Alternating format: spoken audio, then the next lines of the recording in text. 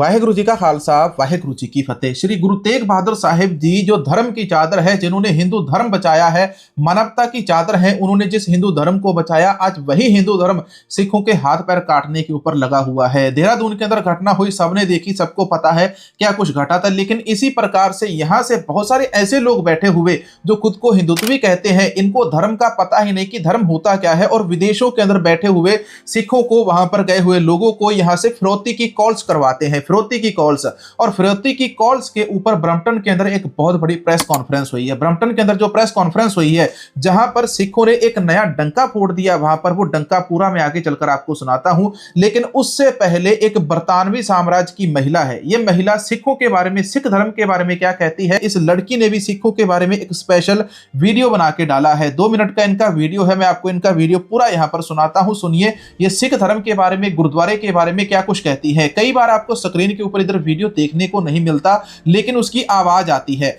आवाज जरूर आपको सुनने को मिलेगी, क्योंकि वीडियो दिखाने के कई बार राइट्स, जो कॉपीराइट्स होते हैं, वो हमारे पास नहीं होते। आप इधर साइड में जाइए, यहां पर एक सेटिंग वाला बटन आता है, सेटिंग के ऊपर सीसी वाला ऑप्शन होता है, तो एक तो आपको कैप्शन मिल जाएगी स्क्रीन के ऊपर। आइए अब अमेरिकन लड़की का वीडियो सुनते हैं। अमेरिकन लड़की ने सिखों के बारे में, गुरुद्वारों के बारे में क्या कुछ बोला था। Sikh people, the people that have the big turbans around on their head, they will help you. Find your local Sikh temple. Their entire, one of their base cores of the religion is to give back to the community, to help the community. Even if you are unhoused, they will house you. They don't charge you, they ask you to help in return. They will feed you. They regularly do food drives and things like that for their community without provocation, because it is a part of the principle of the religion that if you want to be closer to God, you must help those less fortunate than you. You must help your brothers and sisters if you are in need. And Sikh is spelled, I think, S-I-K-H, Sikh. If you see somebody with a turban anywhere, and this is anywhere in the world too. I've talked to many Sikh people because they're obviously very easy to spot. If you are anywhere in the world and you need help, you need food, you need shelter, either find a Sikh person or find a Sikh temple. They will help you. Without charge, without provocation, they will help you because you are helping them become closer to being holy.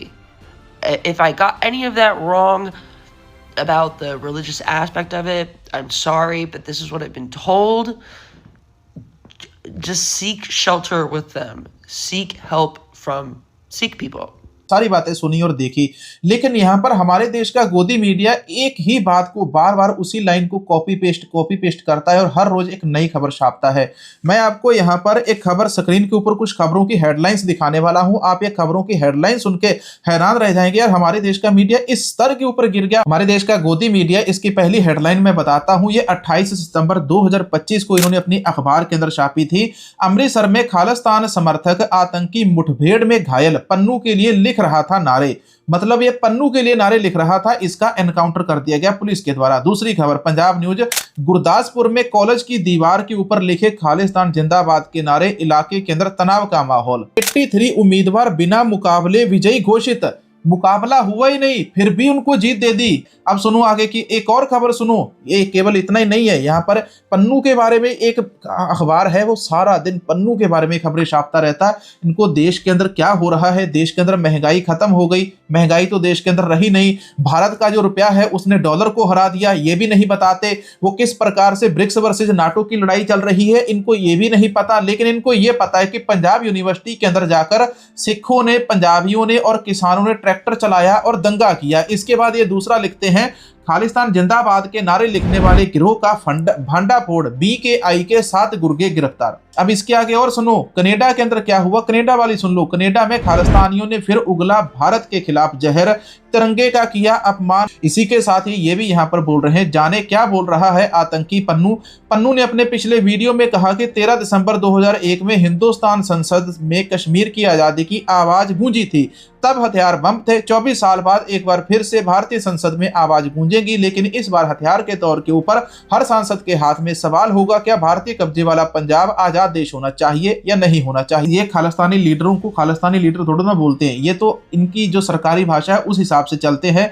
आतंकी पन्नू ने अपना video viral कर फरीदकोट से सांसद सरबजीत सिंह खालसा व Dibrugarh jail में बंद खडूर साहिब से सांसद अमृतपाल सिंह को संदेश भेजा है कि 13 दिसंबर को हर सांसद के हाथ में पर्चा पकड़ा रेफरेंडम करवाया जाए कि क्या भारत को तोड़ देना चाहिए। लेकिन इस बार हथियार के तौर के ऊपर हर सांसद के हाथ में सवाल होगा कि क्या भारतीय कब्जे वाला पंजाब आजाद देश होना चाहिए या नहीं होना चाहिए। ये खबरें चल रही हैं। चलो, वीडियो बहुत ज्यादा लंबा होने वाला है। मैं आपको यहाँ पर ब्रम्पटन के अंदर, कनेडा के ब्रम्पटन के अंदर जो चीजें हुई, मैं आपको ये वीडियो दिखाता हूँ। ये वीडियो टीवी 84 के ऊपर। बहुत सारे लोग पूछते हैं कि आपकी न्यूज का सोर्स क्या है। तो देखिए, दुनिया के अंदर हमारे सिख धर्म की न्यूज देने वाले, अपडेट्स देने वाले बहुत सारे चैनल्स हैं। कोई कनेडा को कवर करता है, कोई ऑस्ट्रेलिया में करता है, कोई न्यूजीलैंड में करता है। टीवी 84 ब्रिटेन और पूरे यूरोप के अंदर ये कवर करते हैं। इंडिया की न्यूज भी होती है, लेकिन क्या है कि गवर्नमेंट की पॉलिसीज ऐसी हैं, इनके चैनल्स को इंडिया में बैन किया हुआ है। टीवी 84 के ऊपर ये ब्रम्पटन वाली खबर चली है। इसका पूरा लिंक डिस्क्रिप्शन बॉक्स के अंदर आपको मिल जाएगा। 2 घंटे का सेशन उनका लाइव चला था, जिसके अंदर उन्होंने कनेडा की सरकार से पूछा कि कनेडा के अंदर खालिस्तानी एक्टिविस्टों को मार दिया जाता है, कनेडा के अंदर एक्सटॉर्शन के लिए कॉल्स आती है, कनेडा की जो सरकार है वो इसके ऊपर क्या एक्शन ले रही है। मैं आपको सुनाता हूं, सुनिए। Our community. And when you look at this idea of using criminal gangs and deputized criminals against communities in this manner, this isn't a new phenomenon. This is a matter of policy for the government of India. ਅੱਜ ਆਪਾਂ Bishnoi gang ਦੀ ਆਪਾਂ ਗੱਲ ਕਰਦੇ ਹਾਂ, ਜਿਹਦੇ ਤੇ ਹੁਣ ਪਾਬੰਦੀ ਲੱਗ ਗਈ ਹੈ ਕੈਨੇਡਾ ਦੇ ਵਿੱਚ, ਪਰ ਸਾਨੂੰ ਪਤਾ ਵੀ ਇਹ ਕੋਈ ਨਵਾਂ ਇਹਨਾਂ ਦਾ ਹੱਥ ਕੰਡਾ ਨਹੀਂ ਹੈਗਾ।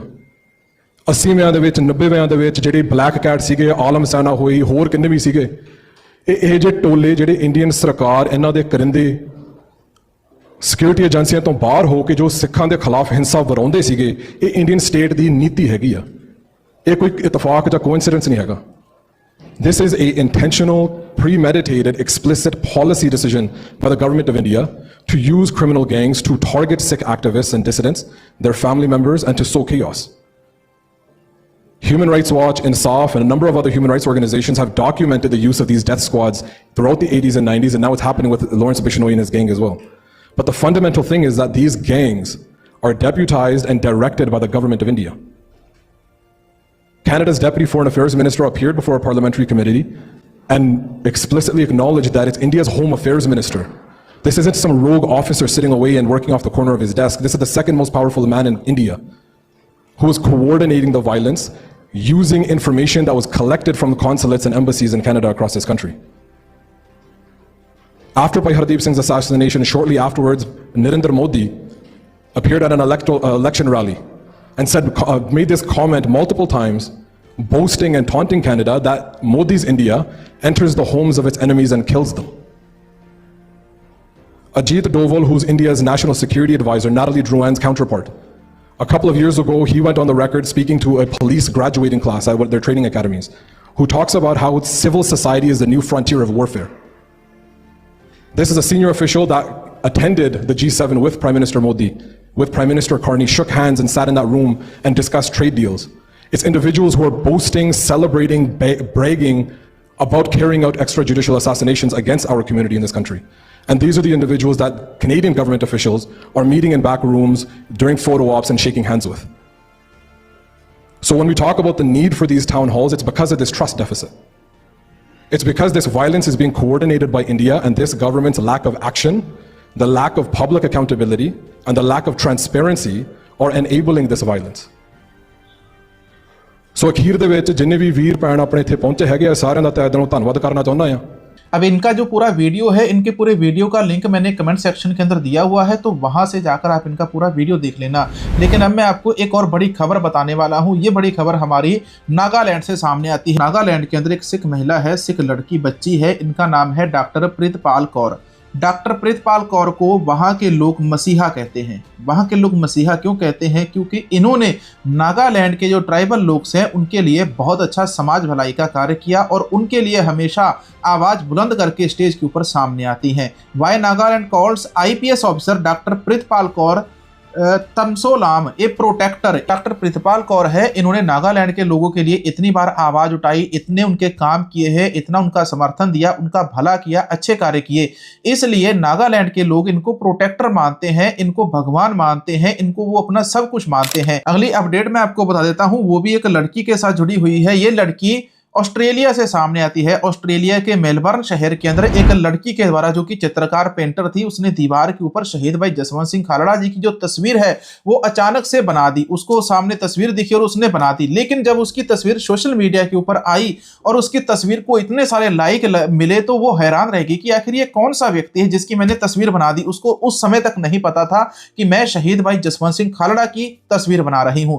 इसके बाद फिर इस लड़की का नाम सामने आता है, Bettany carry Honor bye Akal Takht Sahib for Jaswant Singh Khalra मुरल इन मेलबोर्न। मतलब कि शहीद भाई जसवंत सिंह खालड़ा की जो तस्वीर है उसको बनाने के लिए ये जो लड़की है, इस लड़की को सम्मानित किया गया है श्री अकाल तख्त साहिब जी के जथेदार साहिब जी के द्वारा। अगर ना होते गुरु गोविंद सिंह जी तो सुन्नत होती भारत के अंदर सबकी, हिंदुस्तान के अंदर सबकी। इन लोगों को ये याद रखना चाहिए। और वहीं श्री गुरु तेग बहादुर साहिब जी ने इस हिंदू धर्म को बचाया है। आप सभी लोगों ने हमको जितनी बार भी सुपर थैंक्स डोनेट किया है, जितनी बार भी QR कोड के जरिए पैसे भेजे हैं, उन सभी पैसों को मैंने कभी भी अपने लिए उपयोग नहीं किया। हमेशा उस पैसे को हम दूसरों की मदद के लिए हम वो पैसा आगे उनको देते हैं। आगे भी यदि आप गुरु नानक साहिब जी के सिखों की सेवा करना चाहते हैं, गुरु नानक साहिब जी की जो संगत है, गुरु नानक नाम लेवा संगत जो है, उसकी सेवा करना चाहते हैं, किसी की मदद करना चाहते हैं, तो इस वाला QR कोड को स्कैन करके आप सपोर्ट कर सकते हैं। गुरु नानक साहिब जी जिस प्रकार से हमको मार्ग दिखाते हैं, हम उसी प्रकार से चलते हैं। आपका एक भी पैसा हम कभी भी पर्सनली उपयोग नहीं करते हैं। मिलेंगे एक और नई वीडियो, नई जानकारी के साथ। वाहेगुरु जी का खालसा, वाहेगुरु जी की फतेह।